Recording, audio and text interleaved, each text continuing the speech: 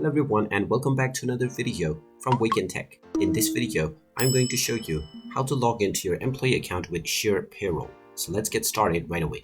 First of all, open up your web browser and then in the address bar, type in surepayroll.com/login and press enter.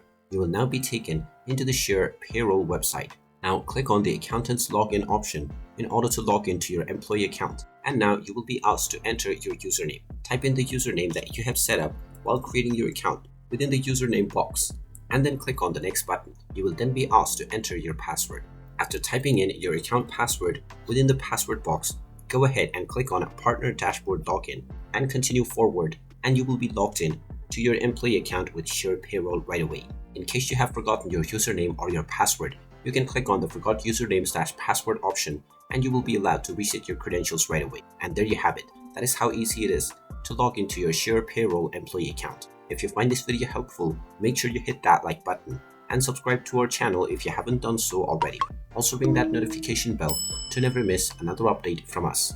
Thank you for watching and I will see you again in the next video.